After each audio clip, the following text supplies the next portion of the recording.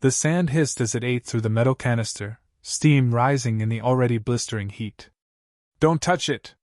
Daniel barked, too late. A XYRL researcher yelped, clutching a blistering hand. Above, the sun burned white, and the horizon rippled like molten glass. They were 30 kilometers from anything resembling life. And the water was running. The first thing Daniel registered was the taste, a dry metallic tang coating his teeth. He spat, and a grainy sludge hit the floor of the half-collapsed survey skimmer. The air shimmered with heat inside the wreck. A low, trilling moan drifted from the aft compartment. He pushed himself upright, muscles screaming. "Status report!" 3 alien faces turned toward him, pale-eyed XYRL biologist Mekis, whose delicate fronds quivered in panic, Palna, the stocky Krail engineer, and Corin, a thin-skinned Avix navigator already bleeding from shallow cuts where shattered panels had grazed him. "The coolant's gone," Palna rumbled, voice like gravel. "Power cells cracked. And," he gestured toward the open hatch. "The sand?" Daniel ducked through the hatch and stopped cold. A dropped ration canister lay in the powdery red grains, and the metal was bubbling, sagging like wax under a flame. A thin curl of steam rose from it.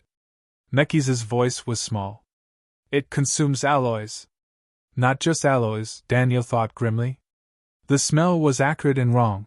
The sand carried something alive, something that reacted to heat and flesh alike. "All right," he said, his tone leaving no room for argument. "We get what's intact inside the hull, now. No one touches bare sand." By the time they dragged what little gear they had into the skimmer's shadow, the sun was an unblinking coin overhead. Their supply, 3 liters of drinkable water, a medkit, a half-functional beacon. Daniel's gut said the beacon's signal would die in hours. "How far to the nearest station?" Corin asked. 30 clicks, maybe more," Daniel replied. "And between here and there." He let the silence hang. They all knew Deathworld classifications weren't given lightly. Palna crossed his thick arms. "We wait. Someone will come." "No one's coming in time," Daniel said. "We've got maybe 30 hours before dehydration does the work the crash didn't." He scanned the horizon, a faint shimmer to the southwest, different from the normal heat distortion. Could be water. Could be nothing. "I'll go," Daniel said. Mekis' frown stiffened. "Alone?" "Alone's faster. I've trained for this kind of terrain." "You haven't." He knelt, dividing the remaining water, 2 liters for the group, 1 for himself. "Build shade from the panels. Rotate rest shifts. Keep the beacon running until it dies." Corin stepped closer. "If you don't come back?" Daniel slung the canteen across his chest. "Then you'll know it wasn't the desert that killed me. It'll be something worse." And without waiting for their protests, he stepped out into the killing heat, boots sinking into sand that hissed like it wanted him dead. The heat struck like a wall the moment Daniel cleared the skimmer's shadow. Sunlight hammered his shoulders. Even through polarized lenses the world glared, dunes thrown into hard relief, every ridge a bright blade. He tightened the scarf over his nose and mouth, and started southwest, angling along the lee side of a dune to avoid crest-top winds. He walked with a measured stride, heels short, toes soft. Waste nothing. A bad step sent him sliding, a good step gave him traction and saved energy. He kept his hands tucked close, elbows in, rifle slung muzzle down to stop windblown grit from packing the barrel. The canteen tapped his chest in a steady rhythm, a reminder and a threat. By the third dune, the sand hissed underfoot like a living thing. He made a small test. He sank his multi-tool into the surface and counted. 1, 2, on 3 the tool's casing began to fuzz and pit. He yanked it free, dunked the tip in the shade of his sleeve to cool it, and kept moving. Heat woke whatever microorganisms haunted this dust, shade starved them. That matched the smell at the wreck. Heat equals threat. Shadow equals safety, temporary, qualified. He climbed, knees burning, until the sky widened and the world fell away. From the ridge he saw the shimmer again, a low nimbus of air that trembled differently than the rest of the horizon. Water changes the light. So does heat rising off metal. Either could save or kill. He descended on the windward side, letting gravity help. His breath settled into discipline. He named tasks out loud to anchor focus. Plan: cross 6 dunes, reassess. Water, 10 sips by sundown. Shade breaks, 2 minutes every 15. Saying it made it real. On the 4th dune, the wind shifted. A fine spray rose from the crest, trailing down like smoke. It stung the exposed skin at the back of his wrists. He crouched, pulled a foil emergency blanket from his pack, and cut it into sleeves with careful, even strokes. He taped them around his forearms, then wrapped the rest around his chest beneath the outer jacket. Instant oven. Better an oven than a chemical burn. He pushed on. The sun slanted, but not kindly. By the 5th dune the light no longer felt horizontal, it felt inside his skull. Sweat ran into the scarf, dampening it, which helped trap a cooler layer of air, which made breathing bearable. He checked his compass. The needle quivered but held. Southwest. At the base of the 6th dune, he found tracks. Not wind waves. Not claws. Hoofprints, split and deep, arranged in pairs with a long, dragging scuff between. Beast of burden, big and heavy. The scuff might be a tail. Or a sled runner. He knelt and touched the edge of one print with a gloved knuckle. The rim was crisp, this was fresh. He smelled faint musk cut with the bitter note of burned sap. Harness oil? He followed the line cautiously, staying offset so his own prints wouldn't overlay it. The trail skirted a patch of darker sand. He tested it with a tossed pebble. The pebble sank and fizzed, vanishing into a mush of wet rust. Quicksand loaded with the corrosive life forms. A pond without water. He circled wide. Wind curled, bringing a low, distant sound, a bell. No, not a bell, metal on metal, irregular and hollow. A tether ring bumping a post? He crouched, scanning. A cluster of broken black shapes jutted from the flats 2 dunes ahead, ribs of a wreck, low fences, and a few standing poles strung with ragged fabric. The fabric snapped weakly, sun-bleached to bone. Between the poles, a shallow pit glimmered faintly, the shimmer source. A well? Had to be. He felt a small, sharp pressure behind the ribs, hope, dangerous as thirst. He studied the ground with care. The hoof trail widened near the site, prints overlapped in chaos. The scuff marks multiplied. Above the glimmering pit, he counted 3 silhouettes, tall windbreaks or simple shade frames, meaningless to the untrained eye but shouting intent to his. Somebody uses this place. Somebody defends it. He sank down in the lee of the dune, and pulled his scope. The glass showed more detail, a circular lip built from fused stones, a winch pole, a tether ring driven deep and polished by use.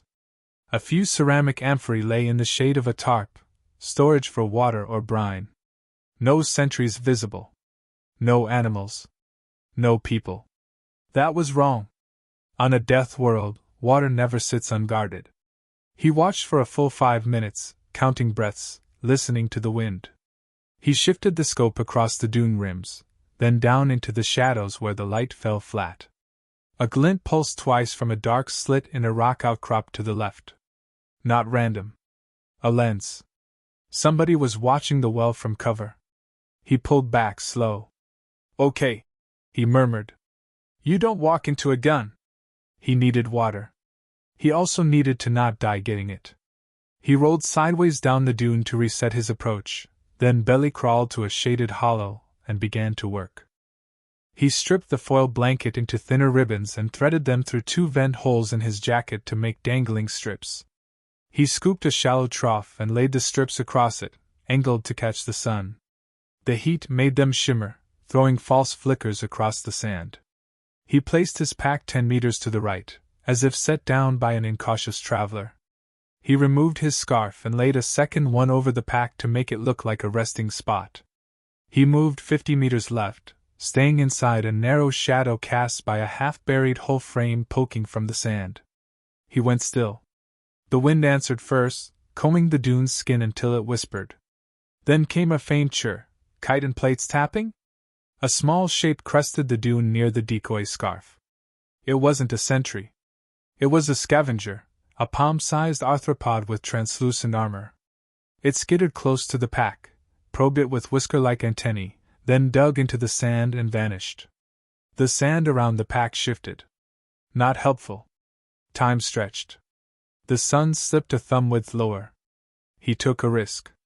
He stood, shoulders rounded, posture loose, and stepped toward the well like a man near collapse. He let his head loll. He staggered a little. People lower their guard around the dying. 3 steps from the lip, he let his boot toe drag the sand. 2 steps, his hand brushed the winch pole. At 1 step he dropped to his knees and set the canteen on the stone edge. "Easy," he said softly, voice just loud enough for anyone in the shadows. "I only need a fill. Then I walk away." Silence. He turned the winch slowly. The rope creaked, Rio rope, woven fiber. The bucket rose wet and heavy. He didn't drink. He poured a capful into the canteen and let the rest slosh back. "Patience says, test first." A rope whispered behind him. He dropped flat. A weighted net hissed overhead and slapped the stone. He rolled, grabbed the bucket's lip, and flung the remaining water toward the nearest dark slit. The sudden spray glimmered in the heat, then turned to steam as it struck sand beyond, boiling where it splattered. A curse answered him in a language with too many S sounds. He kicked the net aside and lunged for the canteen. A figure unfolded from the rocks, long-limbed, eyes hooded against the sun, skin like smoked leather beneath a woven shawl. The stranger held a hooked staff instead of a gun. The hook whistled toward Daniel's ankle. He jumped, the hook grazed his boot, and he landed on stone, not sand. He kept weight centered. "We can talk," he said. Another shape appeared on the right, smaller, younger, same shawl, same hooded eyes. This one carried a blowpipe and a quiver of ceramic darts. The younger one's hands trembled. "Offworlder," the older said, accent thick but clear. "Thirst is a price. Pay it." "I can pay," Daniel said, hands spread away from his rifle. "Trade knowledge. Metalwork. Medicine." "Metal," the older rasped. "The sand eats." They moved closer, careful, staying on stones. They knew their ground. The hook dipped, testing Daniel's balance. He took the opening he'd prepared in his head since first sight of the well. "Your bucket squeals at the same point in the winch's turn every time," he said. "The axle's warped. I can true it. It'll pull quieter, faster. Less waste. That's worth water." No answer. The older's eyes narrowed, calculating. The younger shifted, eyes darting to the canteen, then to the sky. A shadow crossed the sun, brief and sharp. Not a bird. A kite? No, canvas wing. A glider swept low over the dune line, pilot prone, rope ladder trailing.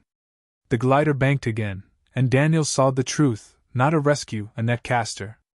More hunters. The older snapped a word. The younger lifted the blowpipe. Daniel moved first. He kicked the canteen hard. It skittered into the younger's path. The kid flinched, the dart shot wide, and the glider's passing gust through grit in all directions. Out of the grit, 2 more figures burst from the dune opposite, riders, their mounts striding on broad, splayed feet that left those same split tracks he'd followed. Nets spun from their hands, weights glinting. The older didn't throw a net. They jumped to the winch pole, slammed a lever, and dropped the bucket down the shaft to hide what water remained. Smart. "Inside!" they barked at the younger. Daniel didn't know what "inside" meant until the older flipped a flat stone aside to reveal a narrow trench, roofed with planks and shade cloth, a hide beside the well. The younger scrambled in. The older thrust the hook toward Daniel, not to strike but to point. "Choose," they hissed. "Run, and be taken. Or follow and oh." The riders were nearly on them, nets whirring. Daniel glanced at the open desert, no cover, no hope. He looked at the trench, then at the eyes behind the shawl, assessing, not cruel. A third path.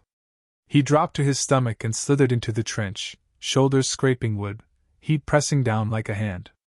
The older followed, pulled the stone lid back into place, and the world went black except for a ribbon of light through a woven seam. Boots thundered above. Nets slapped stone. Voices called in a harsh, rhythmic tongue. Something heavy landed on the well lip. The glider's shadow passed again, a brief coolness that felt like a lie. In the cramped dark, the younger's breath came fast and rattling. Daniel kept his own slow and even. After 30 seconds, the older leaned close, so near he could feel the dry warmth of their cheek. "You spoke a price," they whispered. "If we live the hour, you will pay it." Daniel nodded once. The trench was narrow. His helmet scraped a beam. "Name it. Make our water quiet," the older said. "And teach the small one to stop shaking." Outside, a net dragged across stone with a sound like tearing fabric. The riders cursed, then moved on, sweeping their circle wider. The glider banked far off, searching another ridge. When the noise thinned, the older shifted to peer through the seam. Daniel followed their gaze. Beyond the well, the dunes rolled away in harsh light, and at their far edge, tiny as ants, more riders gathered. He counted 6, then 8, then lost track in the shimmer. The older exhaled, a sound dry as sand. "Sarek-Ven runs the wells," they said. "And he smells strangers." Daniel felt the first real lick of fear since leaving the wreck. He pictured Mekiz's trembling fronds, Palna's grim jaw, Corin's thin blood on pale skin. "Then we can't stay," he said. "No," the older agreed. "But we can leave with water. And if you are as good as your mouth, Offworlder, perhaps with more than that." They turned their head in the dim, and for the first time Daniel saw their eyes fully, amber, intelligent, tired. "My name is Koresh," they said. He blinked. "Daniel." "Daniel," Koresh repeated carefully, tasting it like a new spice. "When the sun lowers, we move. Until then, hold still. The desert listens." He held still. Above, the heat sang. In the dark, Koresh's hand found the winch handle through a gap and, with exquisite care, eased it a fraction. The axle groaned, sharp, uneven, exactly as Daniel had said. "Quiet," Koresh murmured. "Teach me quiet." "I will," he said. Outside, the riders finished their sweep. The glider's shadow vanished. The sand settled, patient and hungry. And in the hidden trench beside the well, an agreement took its first breath. By the time the trench was pried open, the sun had begun to lean west. The light spilling in felt cooler, though Daniel knew it was only his body lying to him, desperate for relief. Koresh pushed the stone lid aside just far enough to scan the horizon. Satisfied, they gestured Daniel out first. The air above was sharp with the metallic tang of disturbed sand. The glider was gone. So were the riders. But tracks, deep, purposeful, scarred the dunes in every direction, converging on the well. Whoever Sarek-Ven was, he had numbers and the will to use them. Koresh didn't bother drawing water yet. Instead, they led Daniel to the far side of the stone lip and pointed to a set of flattened ridges heading northeast. "Toward the wells of Ven," Koresh said quietly. Daniel crouched to examine them. "He's expecting us to follow. He's expecting anyone alive out here to need what he controls," Koresh said, starting toward the trail. "He'll decide if you live after he decides what you're worth." Daniel considered making a break in the opposite direction, but the logic was solid. Alone, with a single canteen, he wouldn't last 2 days without another water source. Following the path, however dangerous, was the only way forward. They moved quickly, shadow to shadow, choosing their steps with a kind of practiced grace Daniel admired. Koresh kept low but alert, eyes scanning the crests. Daniel noted how they avoided stepping on exposed rock, not from clumsiness but because the black stone absorbed heat so intense it could blister through a sole in seconds. They crested a dune and stopped. Below, in a shallow basin protected by jagged outcrops, sprawled a camp. Dozens of beasts with wide, splayed feet lounged under stretched hide awnings. Crates of amphorae sat in neat stacks, guarded by tall figures in layered shawls and metal splint armor. In the center was a pavilion of pale silk, its edges staked with black spears that glimmered in the sun. Koresh's jaw tightened. Sarek-Ven is here. Daniel kept his voice low. You trust him? Koresh shot him a look that answered without words. They descended slowly, walking in the open now, a deliberate choice. Moving like prey invited a chase. Moving like they belonged forced hesitation. The guards spotted them before they'd crossed halfway. Four approached, hookstaves ready, but no nets. The leader, a broad-shouldered Threeny with copper scales along their forearms, barked an order in the local tongue. Offworlder, Koresh translated without looking at Daniel. And one of ours. Bring them. The pavilion's interior was dim, the silk diffusing light into a golden haze. Cushions were scattered around a low, circular platform made of stone slabs fitted with the same precision as a starship hull. Upon them sat Sarek-Ven. Daniel's first impression was of someone who had never hurried in his life. The warlord wore layered desert robes the color of sunburnt sand, each fold-edged in black. His eyes were amber like Koresh's, but colder, almost metallic. He was lean, not gaunt, the muscle of a predator, not a starving man. Koresh bowed low. Daniel stayed standing. Ven's gaze moved over him like a knife measuring where to cut. The human, he said in the common tongue, his voice rich and measured. I have heard of your kind. Deathworlders from another sky. Daniel didn't answer right away. Let him fill the silence. You crossed my desert and reached my water. Ven continued. Few do so uninvited. He leaned forward, fingers steepled. Why? My team is stranded, Daniel said evenly. 30 clicks southwest. No water. No shelter worth the name. I came for both. Ven smiled faintly. And you brought, what in return? Knowledge, Daniel said. Skills. Repairs. I can improve your wells, make them quieter and more efficient. That drew a murmur from two of the guards inside the pavilion. Ven's eyes didn't leave Daniel's. You believe this offers more value than amphory of your world's gold? It offers you more control, Daniel said. Your enemies hear a squealing winch, they know where you drink. Quiet it, and you choose who lives and who thirsts. Ven studied him for a long moment, then flicked his gaze toward Koresh. And why bring him here? Koresh didn't flinch. Because he is not like the others. He walked the dunes without dying. Ven's mouth curled, not quite amusement. Boldness from you, Koresh. I recall casting you from my tents for speaking out of turn. Koresh's voice sharpened. I recall leaving. The tension between them was thick enough to taste. Daniel filed that away. Koresh was in exile, but not forgotten. That made them dangerous to Ven in ways Daniel didn't yet understand. Ven stood, robes whispering. You will work. You will fix my winch. And you will stay until I decide whether your team's lives are worth the water it will cost me to send you back. And if I refuse? Daniel asked. The warlord's smile didn't reach his eyes. Then the desert will take you before dawn. Daniel glanced sideways at Koresh. The Threeny's gaze was steady, unreadable. But when Ven turned to issue orders to a guard, Koresh's tail flicked once, a small, quick signal that Daniel suspected meant wait. He said nothing, only nodded to Ven and allowed himself to be escorted out toward the wells. Outside, Koresh walked beside him, low enough for their voices to be swallowed by the camp's noise. You said you came for water, Koresh murmured.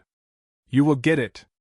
But when the chance comes, you must be ready to leave, with more than you planned. Daniel didn't ask what that meant. He was already making plans of his own. The desert had teeth, and he was walking straight into its mouth. The night over Gorash 4 was not cold in the way deserts on Earth could be. It was worse, a bone-deep chill that slithered under clothing and bit wherever sweat had dried. The wind carried the fine rasp of microsand, its whispering hiss audible even through the folds of Daniel's scarf. Koresh moved like part of the darkness itself, each step chosen as though the sand could read their intentions. In the distance, the campfires of Sarek-Ven's compound were shrinking, but Daniel knew the reprieve wouldn't last. The warlord's men would discover the missing water skins before dawn, and when they did, they'd fan out in all directions. They carried 3 heavy bladders between them, slung across their backs and waists, each wrapped in layers of insulating hide. Daniel could feel the weight in his shoulders, but the real burden was knowing how quickly pursuit could close the gap. "Keep low," Koresh whispered. "The dunes listen." Daniel adjusted his stance, keeping his head below the ridge line as they crept along the dune's shadowed slope. His boots sank in with a muffled crunch. "We've got 30 clicks to cover. You think we can outrun riders?" Koresh's amber eyes flashed faintly in the starlight. "Not on the open flats. We use the vein paths." "Vein paths?" They crouched and drew a quick line in the sand with a clawed fingertip, sketching a series of parallel ridges.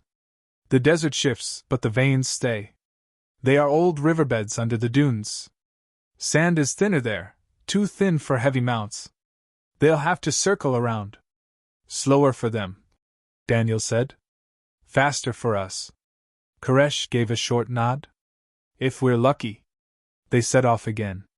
The wind was shifting, carrying a faint smell, smoke, but not from the campfires. Daniel had spent enough years in the Terran Rangers to know pursuit fires when he smelled them. Small, smokeless blazes lit just enough to warm the hands of hunting parties. Half an hour later, they dropped into a hollow between 2 massive dunes and found the first vein path. It was narrower than Daniel expected, more like a dry gully than a road, with walls rising 3 meters on either side. The sand here was fine and soft, but it moved differently, slipping slower, holding footprints longer.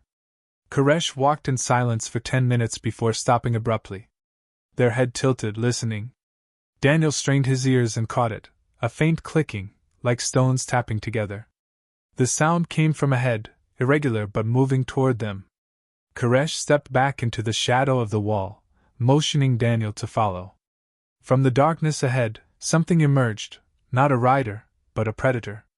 It was a desert thrask, taller than Daniel's waist, with 6 spindly legs ending in hooked talons and a narrow, serrated snout. Its hide was the pale beige of dead bone, and its eyes were lidless. The clicking came from its jaws snapping open and shut in short, testing bites. "It hunts by vibration," Koresh breathed. "Too close for the rifles, it will charge if it feels the shot." Daniel's mind raced. He slipped off his pack, pulled the smallest water bladder free, and set it gently on the sand, twisting the cap loose. The scent of moisture in this wasteland was a beacon. The thrask froze, nostrils flaring, then lunged for the bladder. Daniel stepped sideways, staying still until its snout buried into the hide, jaws ripping. The beast's focus narrowed, too much. Koresh moved in a blur, hooking the thrask's foreleg with their staff and yanking it sideways.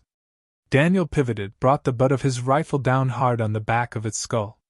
The creature spasmed once, then lay still. Koresh retrieved the torn bladder, grimacing. "Half gone. But better than dead."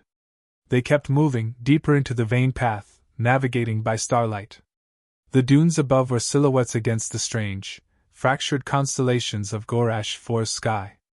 By the time the first pale smear of dawn touched the east, they had covered nearly half the distance to the wreck's site.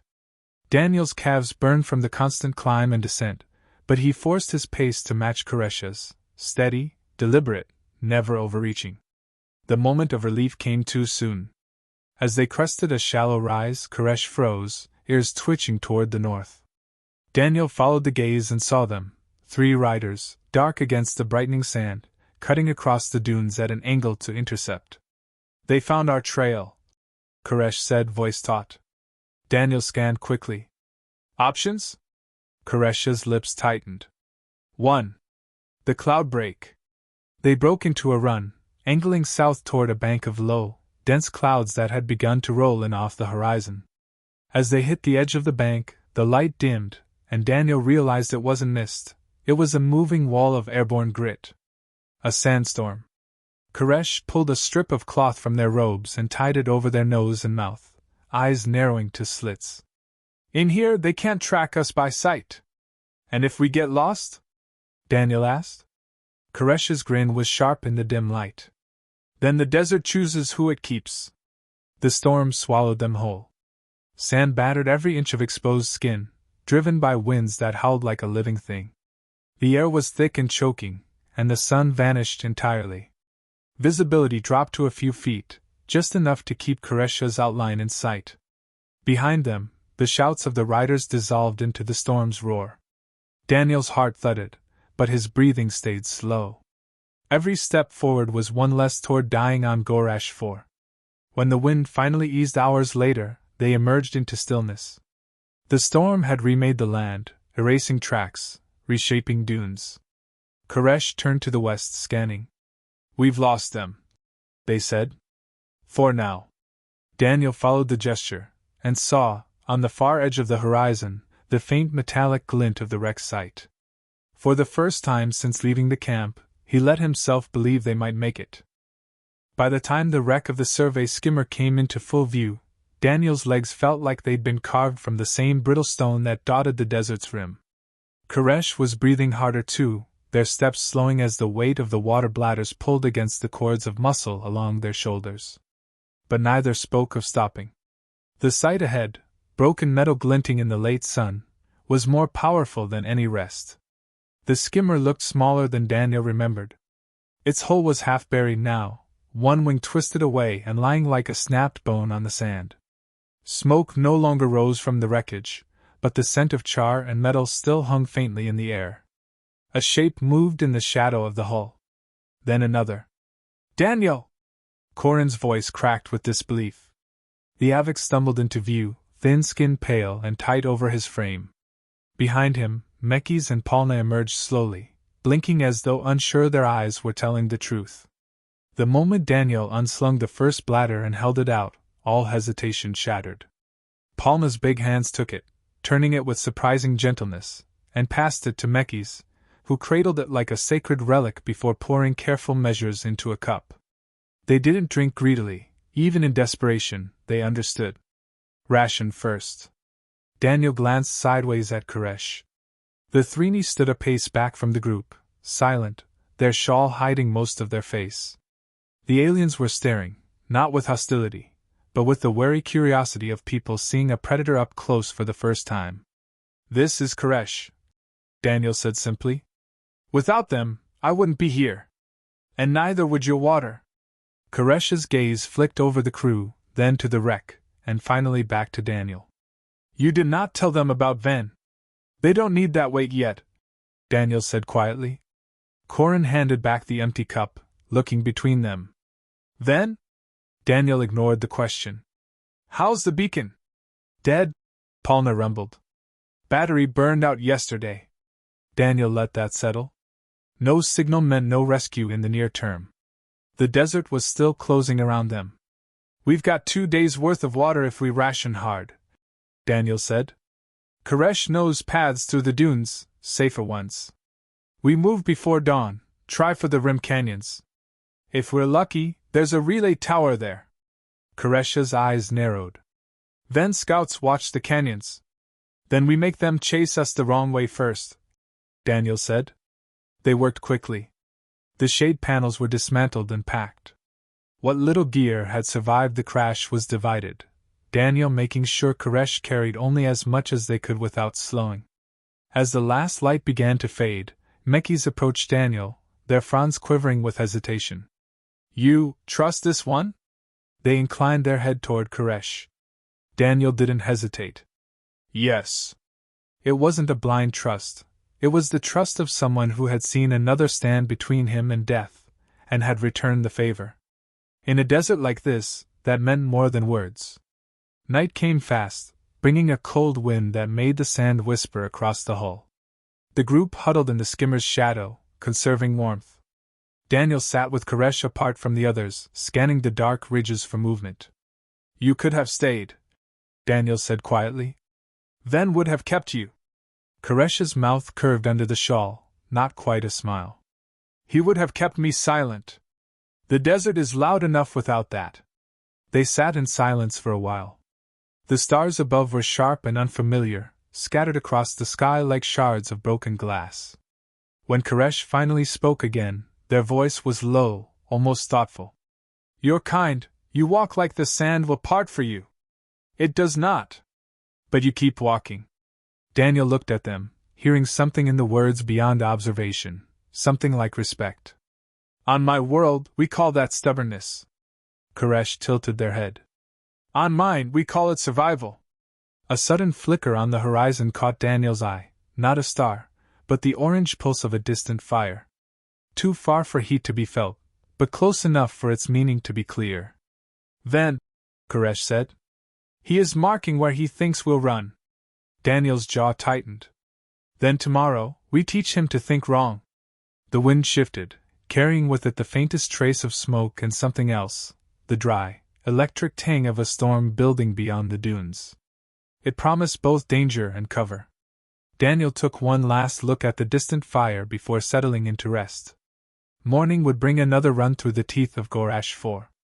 But they would go with water, with a guide, and with a new ally who knew the desert as well as he did. For now, that was enough.